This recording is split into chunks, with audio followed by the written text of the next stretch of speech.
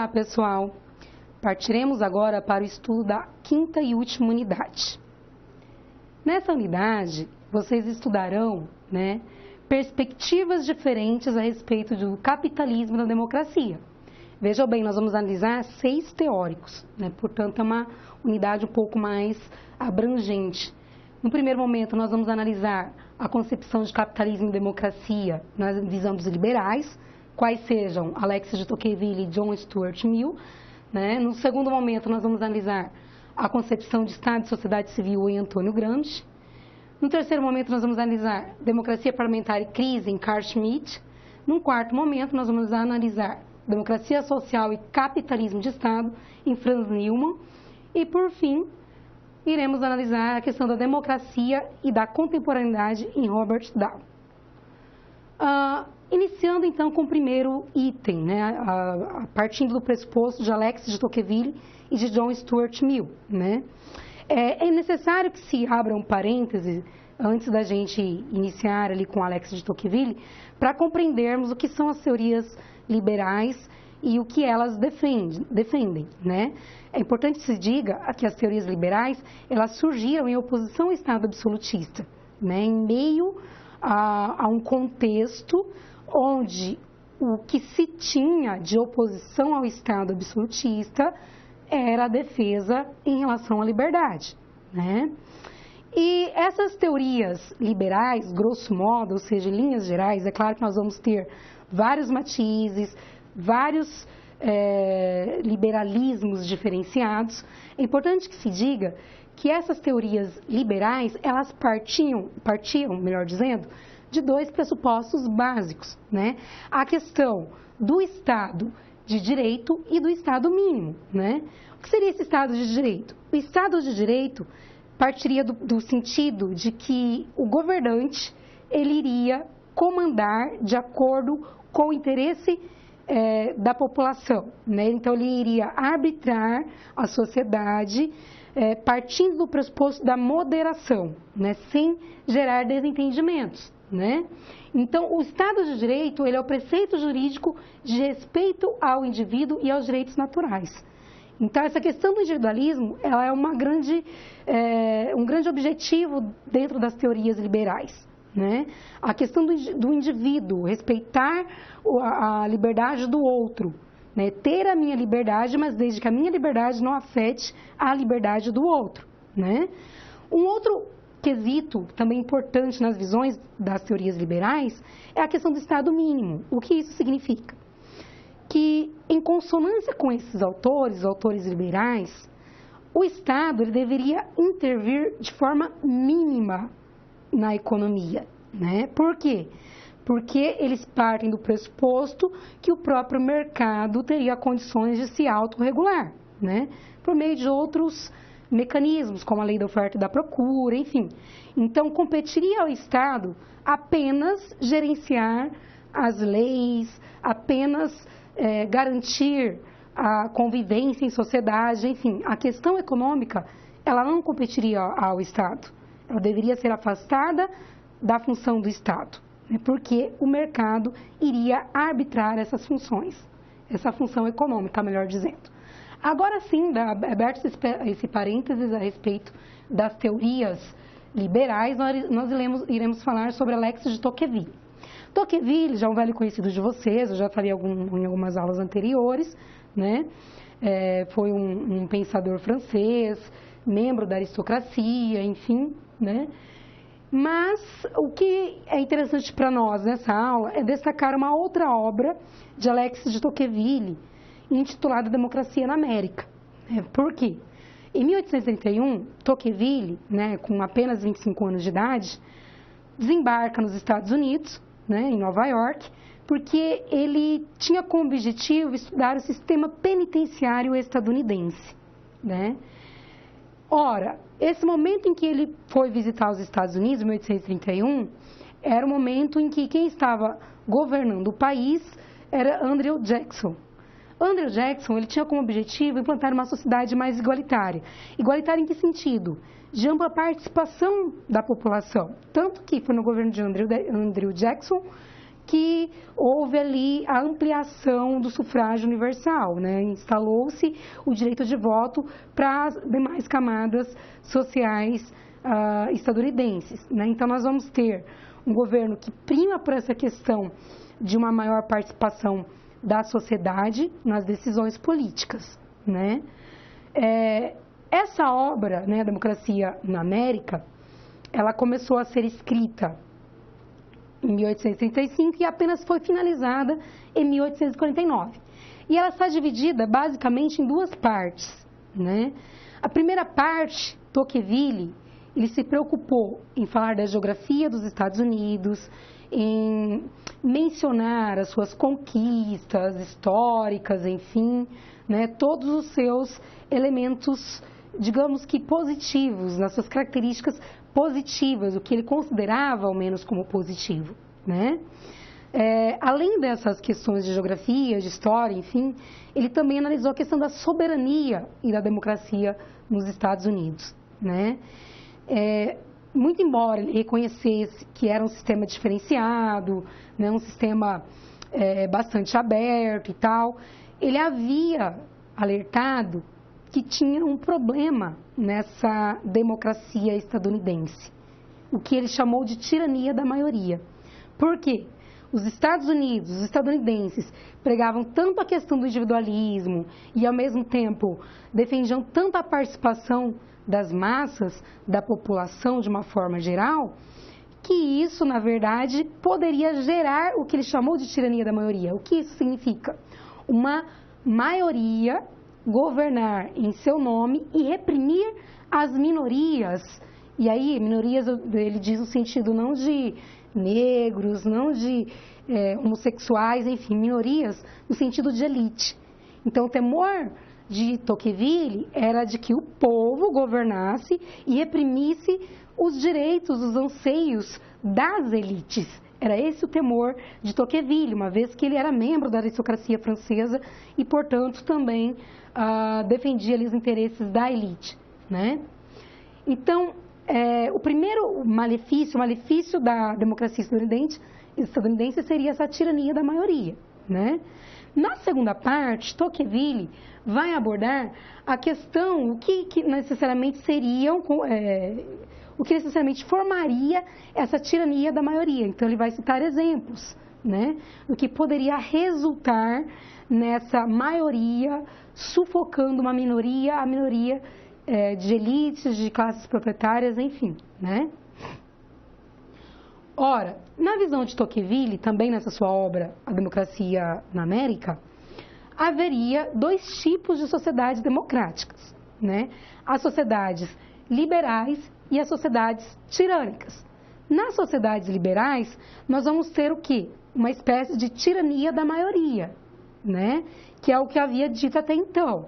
Então, nós vamos ter, de uma forma mais incisiva, nas sociedades liberais, um elemento, um fator que poderia levar a uma maioria a sufocar os interesses das elites, das classes proprietárias, né? Ao mesmo tempo, essas classes, essas sociedades liberais, essas democracias liberais, elas poderiam ser tirânicas, né? Se fosse implantada essa tirania da maioria, ela já se tornaria tirânica, ou seja, ela já se tornaria arbitrária, né? Por quê? Porque ao desenvolver esse tiranismo da maioria, né, também havia o perigo do despotismo do Estado. Então, assim, nós vamos ter sociedades democráticas que, na visão de Tocqueville, poderia desenvolver o liberalismo e também a tirania.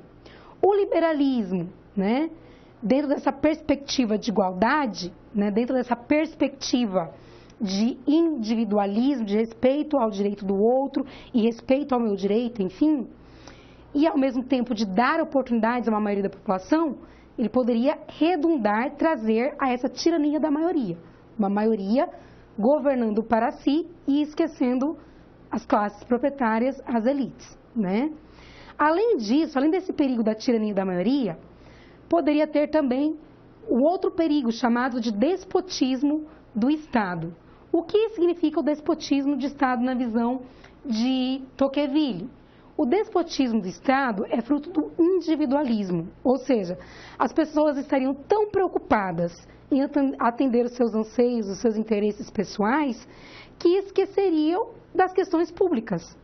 Esquecendo das questões públicas, quem deveria arbitrar, quem deveria assumir as responsabilidades referentes às questões públicas seria o Estado, né?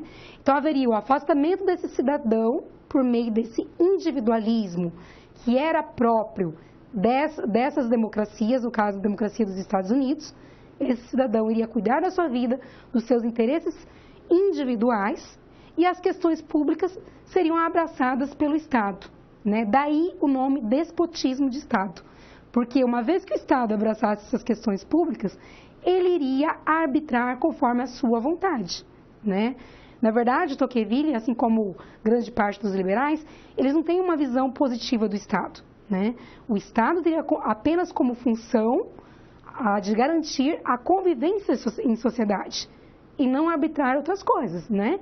Então, essa questão do despotismo de Estado, na visão de Tocqueville, ela é muito interessante, porque o indivíduo luta tanto pelo seu individualismo que acaba esquecendo das questões públicas. E quem abraça as questões públicas é o Estado. Então, o indivíduo acaba dando total poder ao Estado, que realizará as questões públicas de acordo com a sua vontade, ou, o que é mais perigoso, de acordo com a vontade de quem está ocupando o poder, né?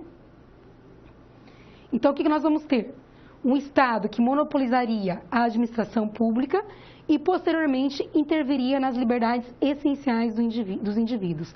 Essa é a principal consequência do despotismo de Estado. Entretanto, Tocqueville ele faz uma ressalva. Ele diz que o despotismo ele foi evitado nos Estados Unidos, né?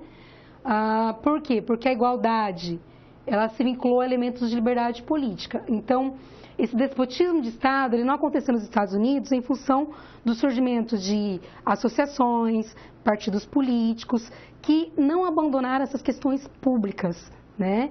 Então, por mais que os estadunidenses fossem individualistas, eles também tinham essa preocupação com as questões públicas. Por isso que o despotismo de Estado não se desenvolveu nos Estados Unidos, né? Analisando agora um outro pensador liberal, John Stuart Mill, a respeito dessa questão do individualismo, da representação política e da tirania da maioria, né? O John Stuart Mill, ele também viveu aliás, no século XIX, né? Ele é um dos representantes do utilitarismo. O utilitarismo é uma escola filosófica, né? Que parte de Jeremy Bentham, né? E tem como principal objetivo promover uma felicidade maior a uma maior quantidade de pessoas possíveis. Então, qual que era o objetivo do utilitarismo? Promover uma felicidade ao maior grupo possível de pessoas. Era essa a perspectiva dos utilitaristas, né? E John Stuart Mill, assim como seu pai, que também foi um estudioso das questões econômicas, James Mill, ele vai se aproximar em muitos pontos de Tocqueville, né? Uma das coisas importantes e interessantes mencionadas por Stuart Mill é a questão da teoria da independência. Ora, quando falamos de teoria da independência na perspectiva de Stuart Mill, nós estamos querendo dizer o quê? O que ele quer dizer com essa terminologia? Que cada pessoa é responsável pelo seu próprio destino, né? Então, se um operário ele está trabalhando lá na linha de produção e ele quer se tornar um patrão, ele quer se tornar um empresário, compete aos seus esforços fazer isso, traçar o seu próprio destino, né?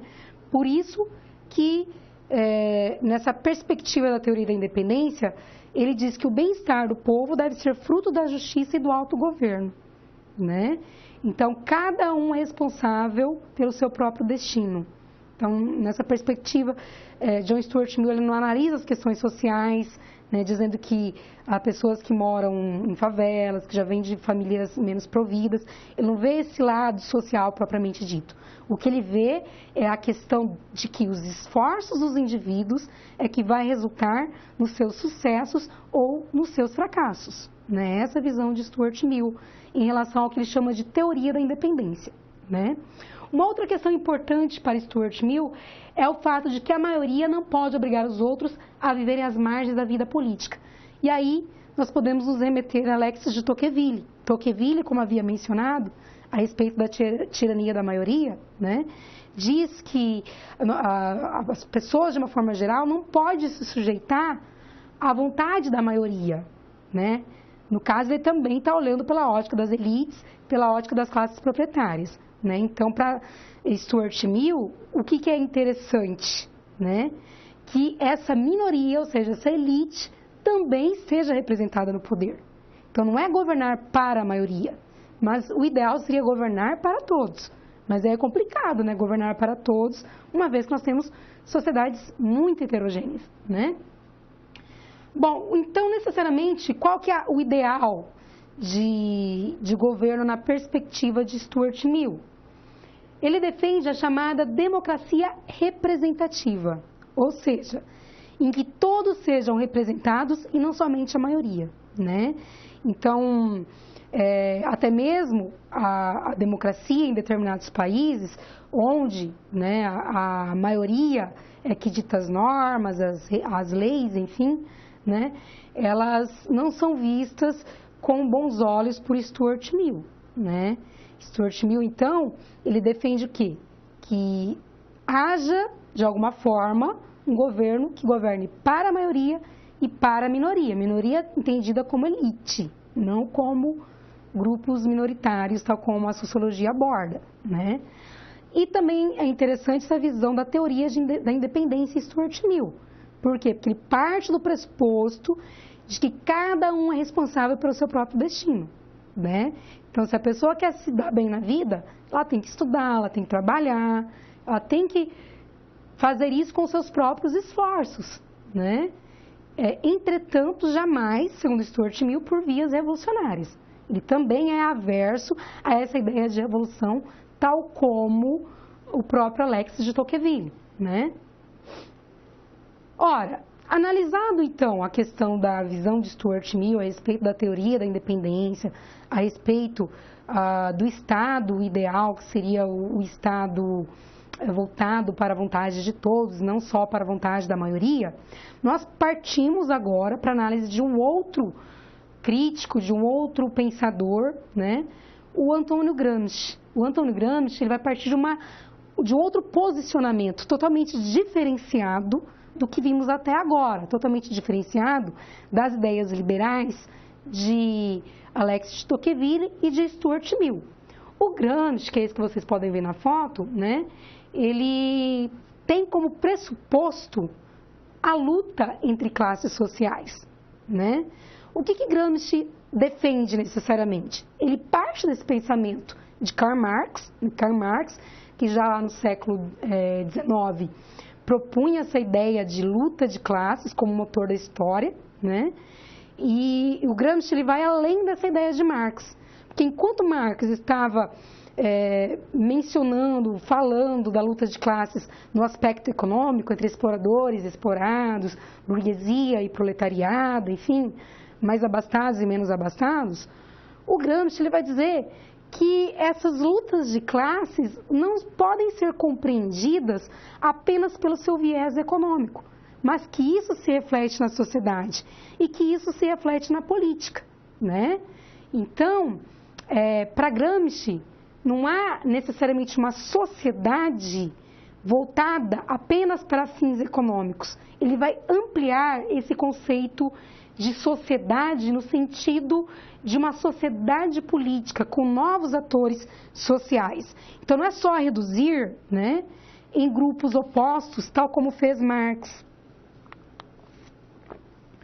A questão da exploração, a questão da luta de classes, ela existe, mas ela está imersa em um caldeirão de interesses diferenciados, de interesses pessoais muitas vezes, e que necessariamente não convergem com a luta de um determinado grupo, de uma determinada classe, né?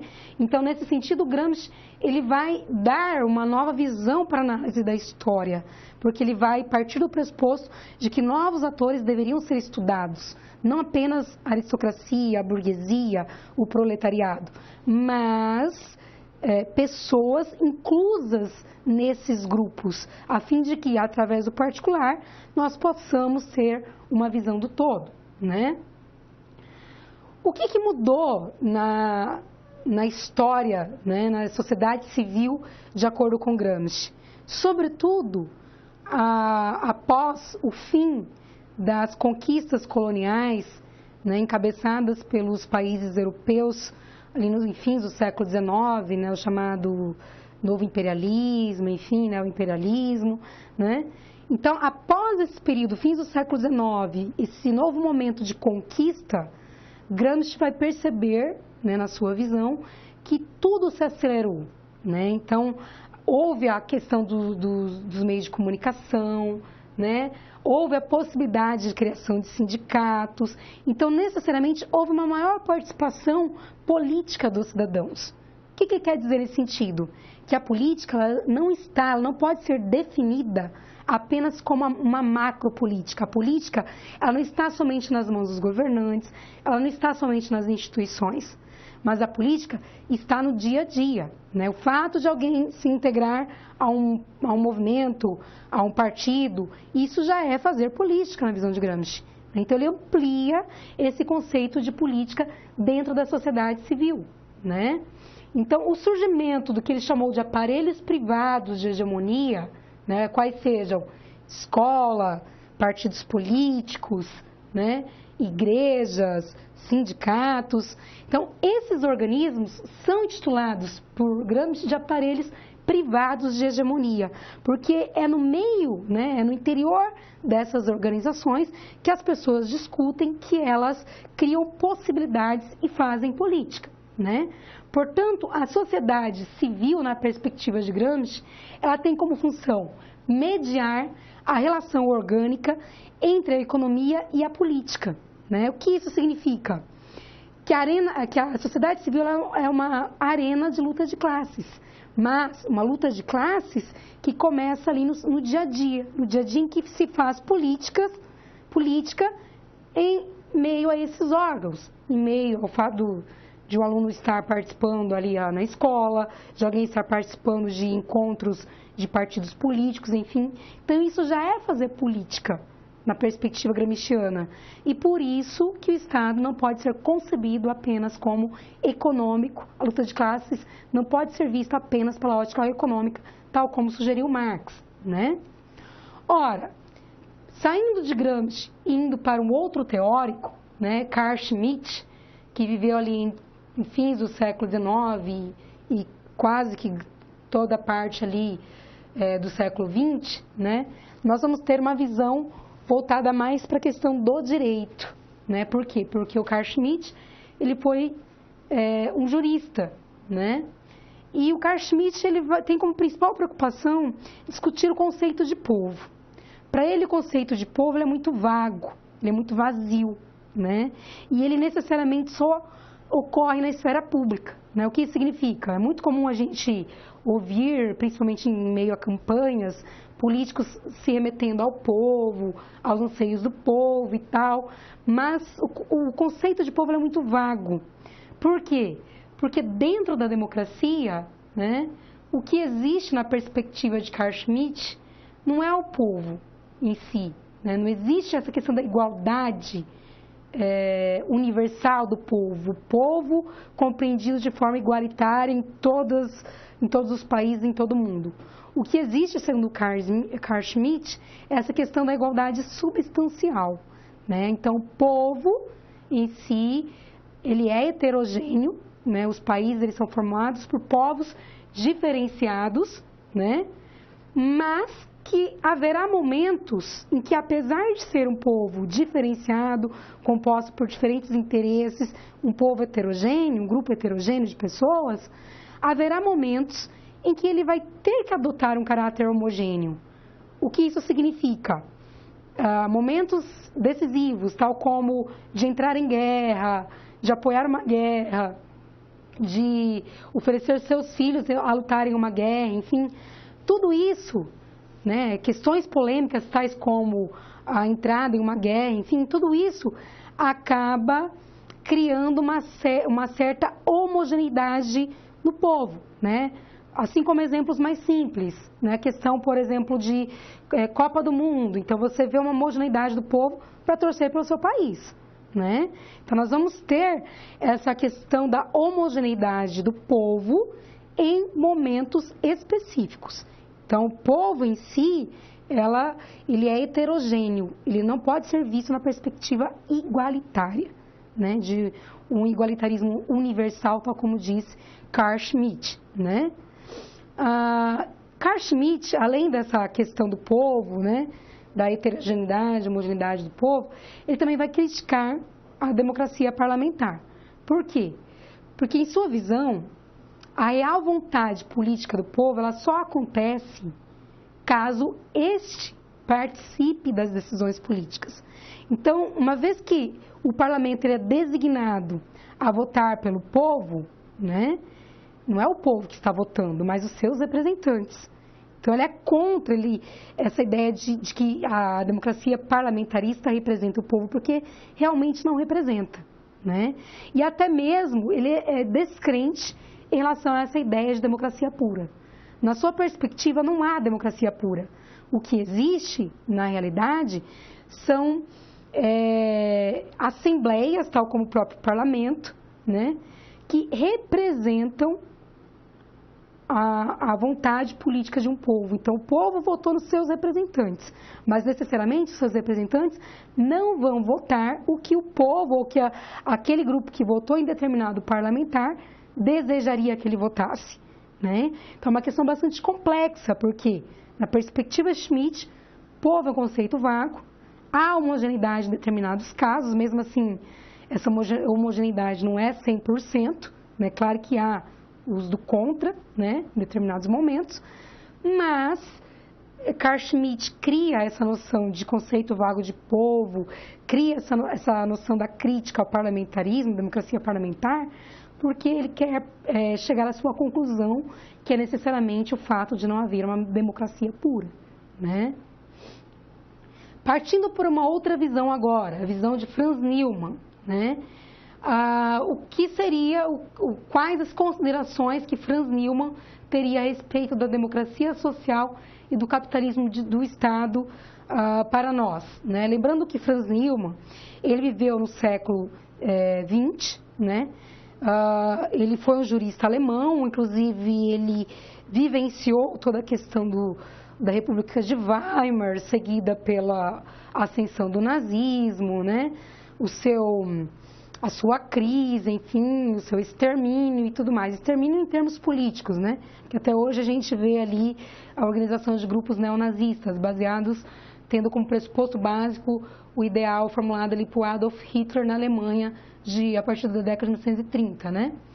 Então, Franz Newman, partindo também, assim como Carl Schmitt, ele parte dessa visão jurídica, né? O próprio Franz Newman, ele é averso a essa ideia do nazismo, é importante que se diga.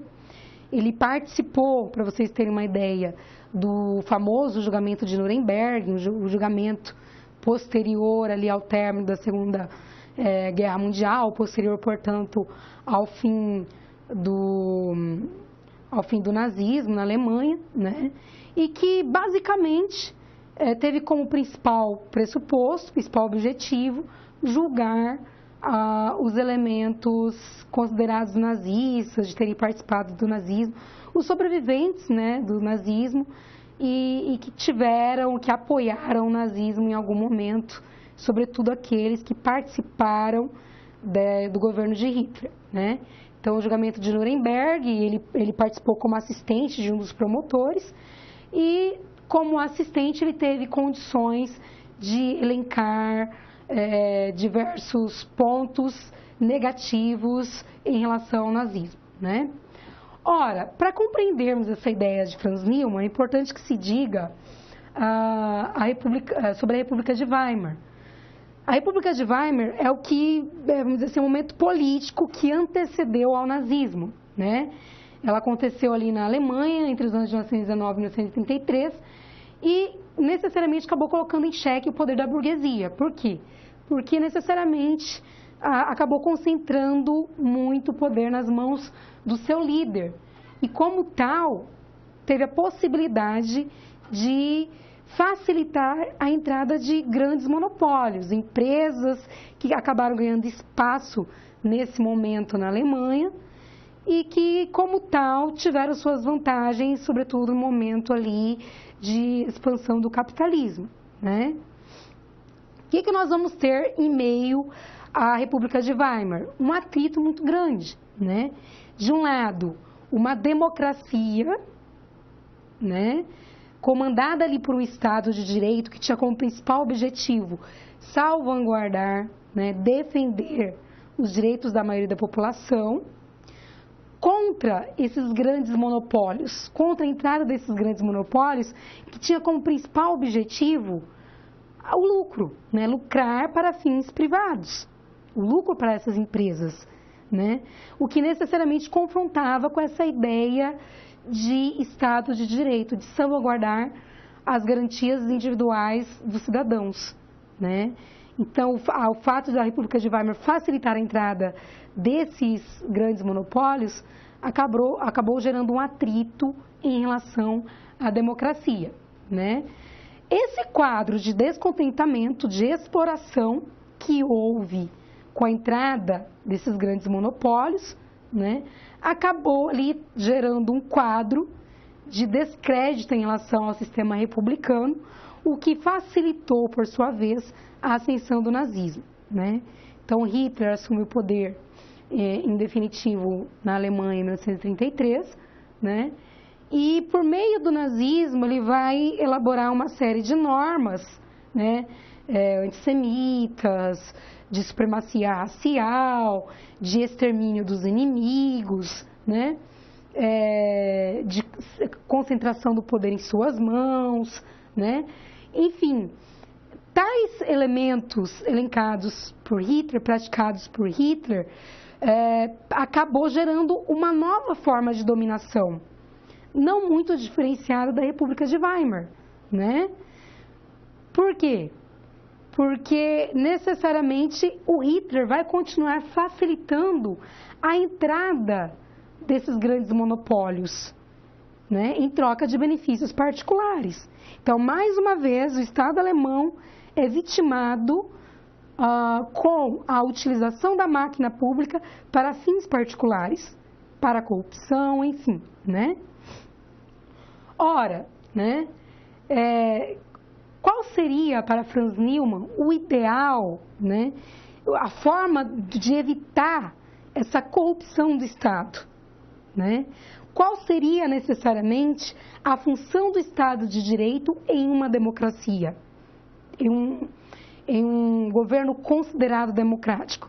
Primeiro, a divisão do poder e a integridade do Estado, né? Então, o poder jamais deveria estar centralizado nas mãos de uma única pessoa ou grupo, mas sim subdividido, tal como propôs Montesquieu. Inclusive, a teoria da divisão tripartite dos poderes, legislativo, executivo e judiciário, é algo comum nas sociedades contemporâneas, né? E é uma herança ali deixada por Montesquieu. Então, Franz Neumann ele concorda com essa divisão de poderes, né? Porque é uma forma de controlar a utilização da máquina pública para fins particulares. Uma outra questão para evitar essa corrupção do Estado de Direito no sistema democrático é evitar a prática de disfarçar demandas políticas sobre o crivo do direito.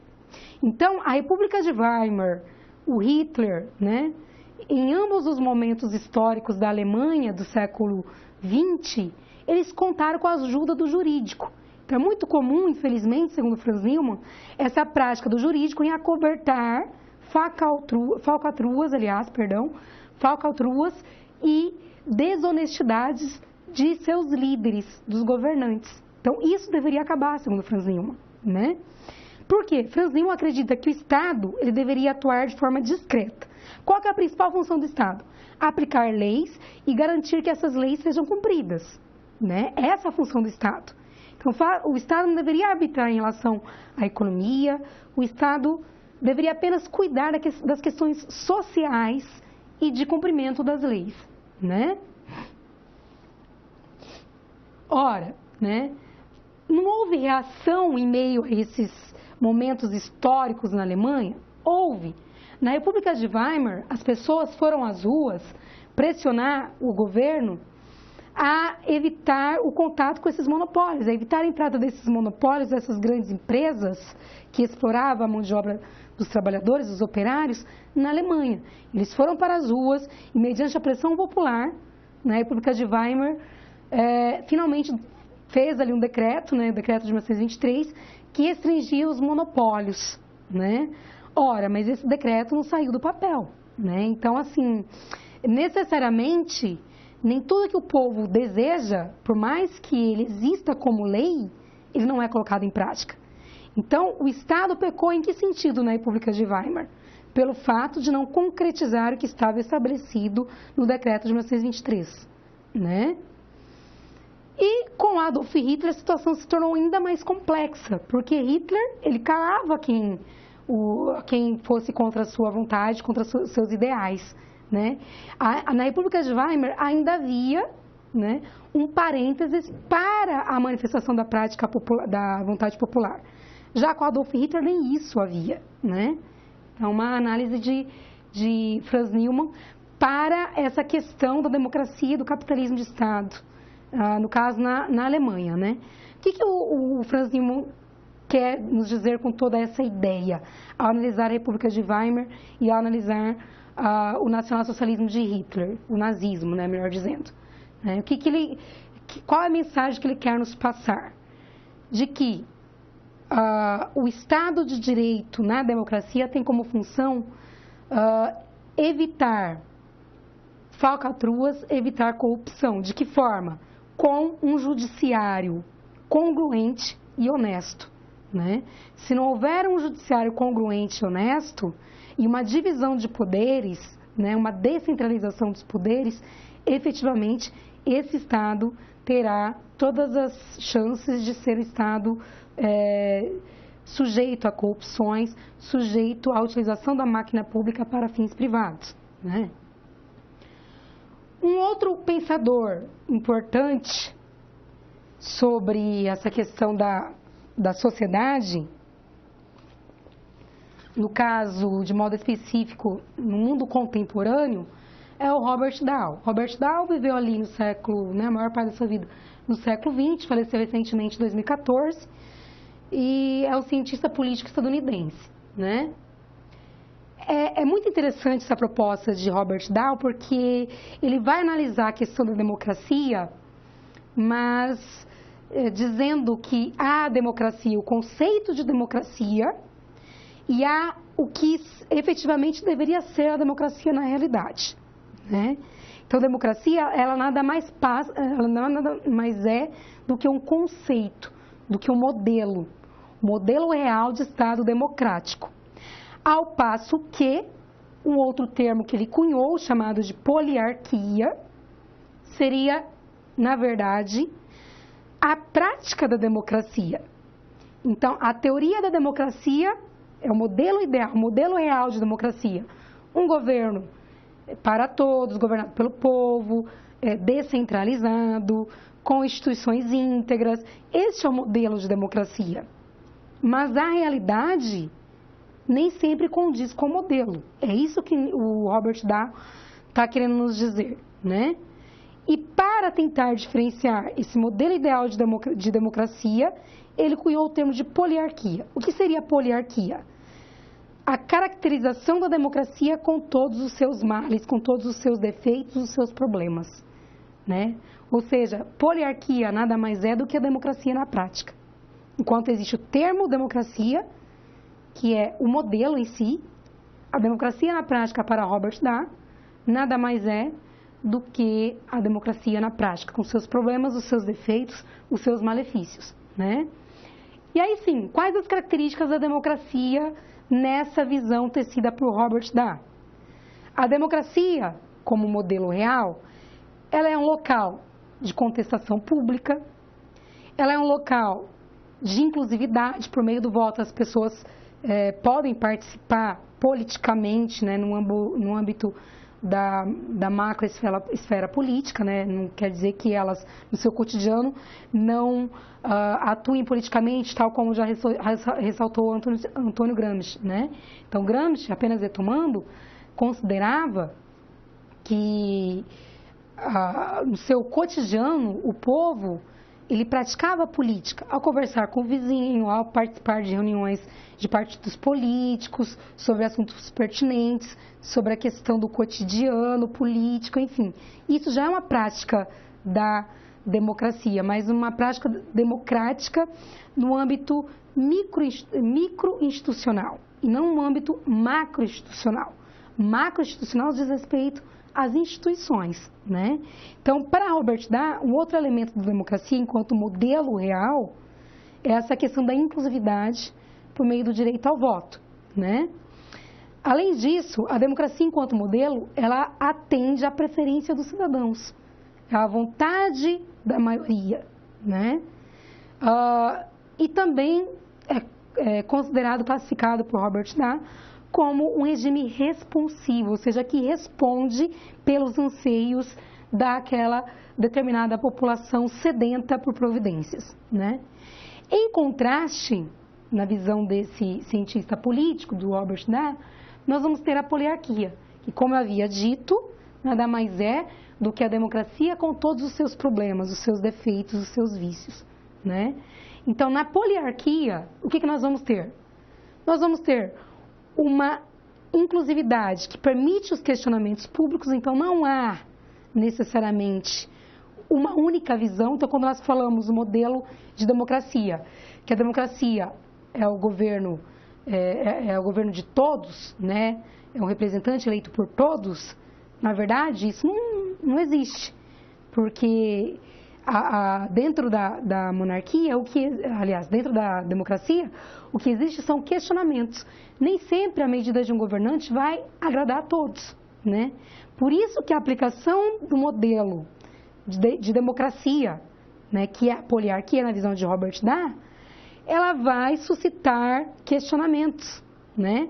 Além disso, outra característica da poliarquia são o fato dos regimes serem proporcionalmente democratizados. O que isso significa? Significa que nem sempre a população vai escolher seus representantes, né? Por exemplo, nós não escolhemos líderes do Senado, líderes da Câmara. Quem escolhe são eles que estão no poder, né? São os deputados, são os senadores e não nós. Então, necessariamente, o regime é proporcionalmente democratizado e não completamente democratizado, né? Há uma guerra de interesses entre grupos, né? Isso é bastante visível no cenário atual. A gente vê bastante essa questão, sobretudo em noticiários, essa questão de guerra de interesses, né? O que isso significa? Cada um vai lutar pelo que ele considera necessário, pelo que ele considera pertinente a seus interesses particulares e interesses de grupo, né?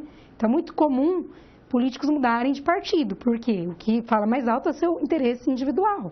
Enquanto ele está naquele partido, ele vai defender os anseios, os interesses daquele partido, né? Mas uma vez que ele tem um atrito com aquele partido, ele acaba, né, viabilizando, atendendo seus interesses individuais, né? Uma outra questão da poliarquia é a maior participação das pessoas nas decisões políticas, pois cada qual visa atingir os seus objetivos, né? Então, o que nós vamos ter necessariamente as pessoas participando de forma mais ativa nessas decisões políticas, muito embora nem sempre vai conseguir mudar o cenário, né? Naturalmente, nesse cenário de desordem que se apresenta a democracia na prática, nós vamos ter o quê? Grandes chances de desentendimentos, né?